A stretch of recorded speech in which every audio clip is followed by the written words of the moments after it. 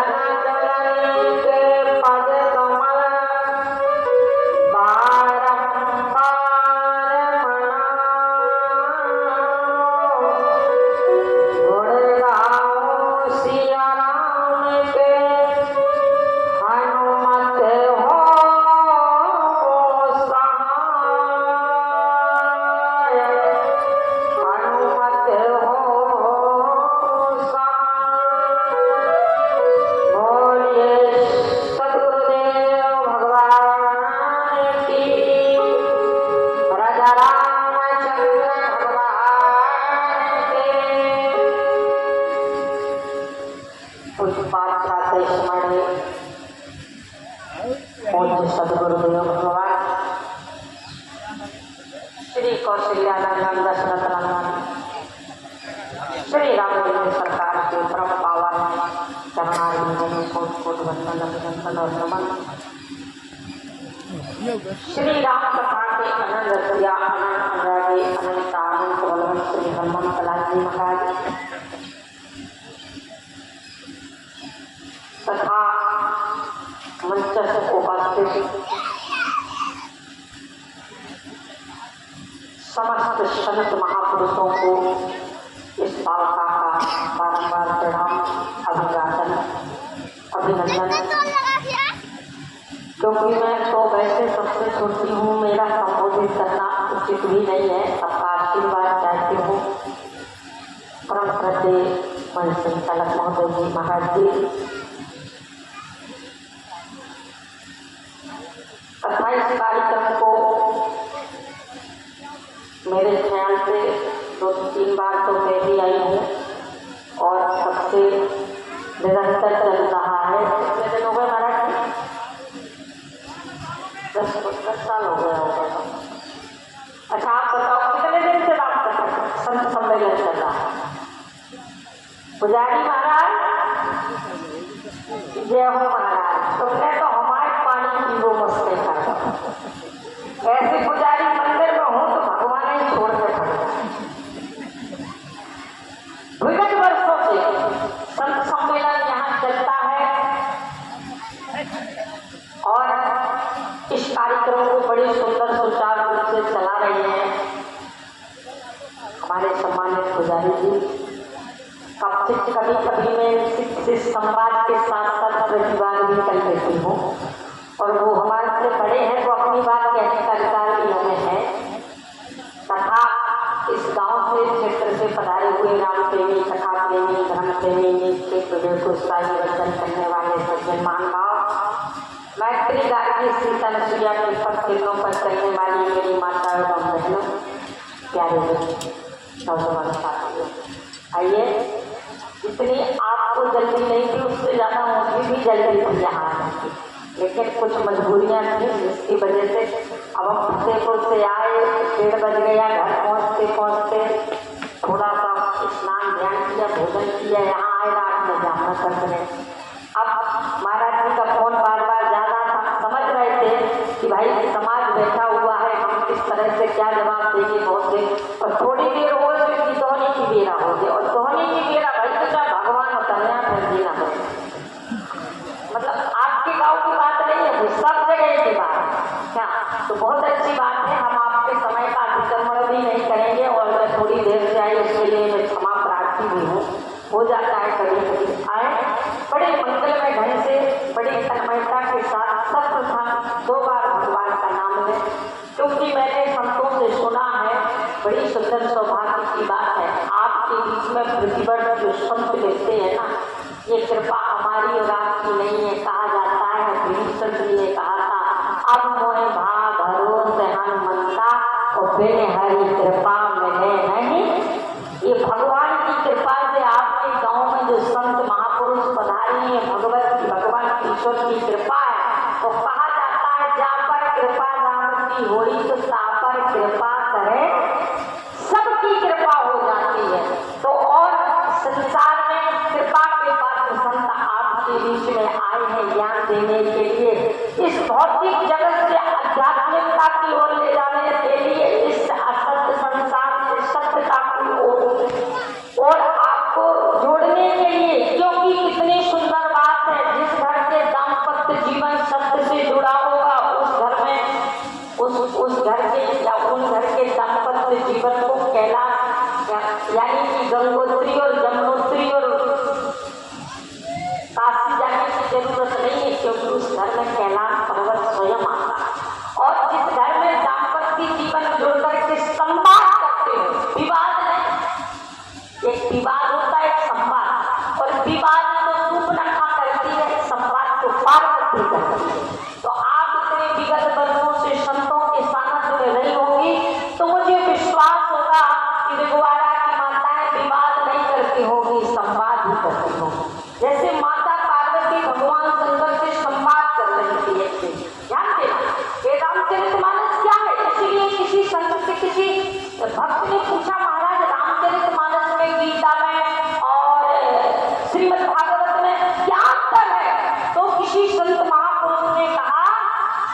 गीता योग का विषय है, भागवत वियोग का विषय है, लेकिन रामचरितमानस न योग का विषय है न वियोग का विषय है।